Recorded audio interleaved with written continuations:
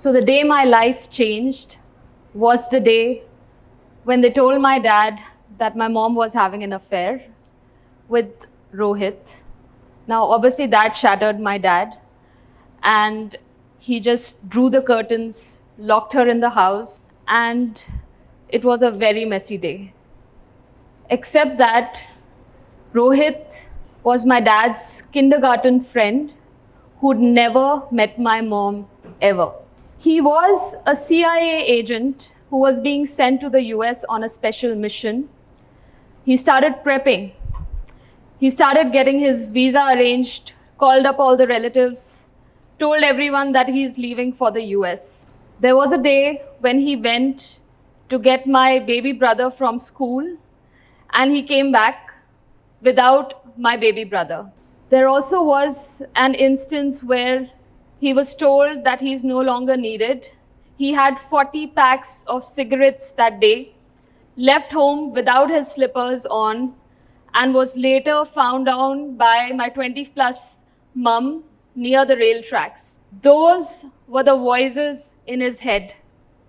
Everything was real for him, except that it was not. They were the voices that spoke a language none of us understood.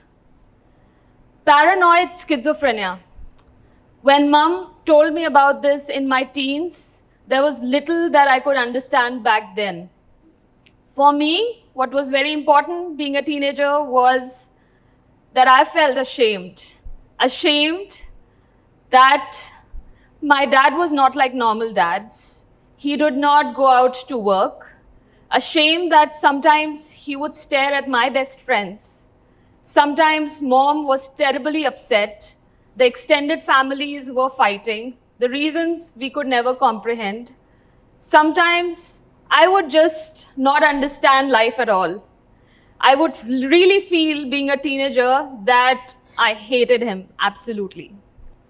But then there were also times when I saw him feeling terribly guilty, when I saw him hitting himself out of regret, when I saw him fighting those demons every day, heavily sedated, not waking up for days, spit drooling all around him.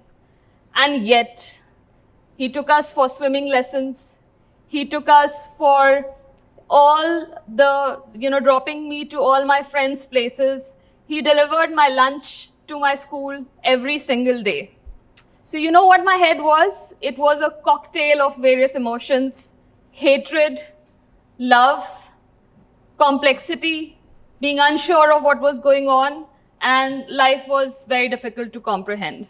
So according to the National Institute of Mental Health, schizophrenia is a very severe, chronic brain disorder which lets you not understand what is reality and what is not. You hear voices and everything around you starts to fade. It's very difficult to tell the experiences that are real, the experiences that are not. It is one of the one of the top 15 leading disabilities in the whole world. Now you can imagine, how complex that will be. And guess what? When you Google and try and research about, what is the best way of living with someone who has schizophrenia, it is in a very supportive environment, almost under 100% supervision. But for me, who did that 100% supervision was actually my mum. Now, for a disease so complex, right, the caregiving could not have been easy. How many of you have seen those people outside your office, unkempt, just walking on the road, sometimes muttering and shouting to themselves, not making sense at all, very shabby? Most of them are likely to have some form of schizophrenia. And yet, not everybody turn out that way.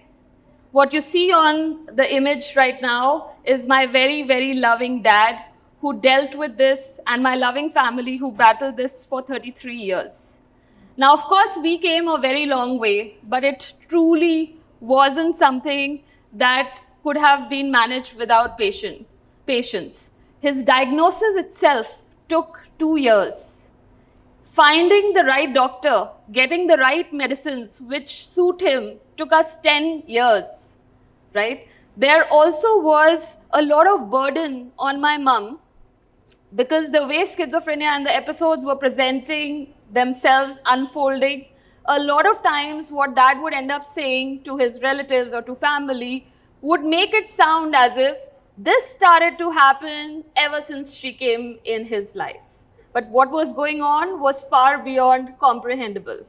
So in addition to the caregiving needs, in addition to taking care of the finances, accompanying him from one doctor to the other, taking care of us teenagers and the growing hatred within us, the questions that we had for her, our board exams, everyday life struggles, aging parents. In addition to all of this, she also had to fight the stigma of mental illnesses, the stigma of explaining what is this that husband is up to, explaining his psychotic episodes. There were days, but then there were also good days where my dad was one of the most caring, most gentle, the most loving human being that you could ever come across. So caregiving was definitely not easy. Where are we now? We had a very fulfilling, loving life, for 33 years with my dad. Of course, there were good days and bad days, like I said. He always wanted to go to Europe, and in 2018, we somehow made it possible. All of us went for a very nice vacation in Europe, not realizing that that would be his last. He came back, and in a few days, he passed just in a matter of moments, a silent attack, no suffering at all. It was almost time for God to say that this suffering has to end. But let me remind you, he lived a very fulfilling life. And when he did that, it was because of the fact that he had medicines, he had the support system, he had my mom, he had us. And yes, there were, those societal attachments and people around us who supported us. So everything about this disease says that I should not have been here. And yet I'm here today presenting this topic, which is very close to my heart and does not come very naturally to me to open up about and to speak about. But the reason why I'm speaking about it today is that there are certain messages which I definitely think I have to talk about. First, my message to those who are struggling with the disease. There is hope. Trust me, there's going to be good days. You just have to stay put with the medicines. My mom did not give up on my dad did not give up on us. He fought the demons every day for us. He took all the medicines. There were zones when he would stop the medicines, but then he would come back to it. And yes, it was possible for us to manage it. The second reason why, you cannot give up is also because, remember, your loved ones know you for all that you are and not just your disease. My message to those who are the caregivers, like my mom. Dear mom, I so wish that you had the support that you gave us, but let your story be the support for the millions of the families that continue to suffer. Let's break the silence of shame. My message to the doctors: you may be treating thousands of patients who deal with these diseases every day. You might be meeting hundreds of them. But to us, you're that one doctor who's a miracle. Please make sure that you tell us about the treatment options. You're patient with us. You do answer our queries. You also tell us about the medicines and the side effects and everything.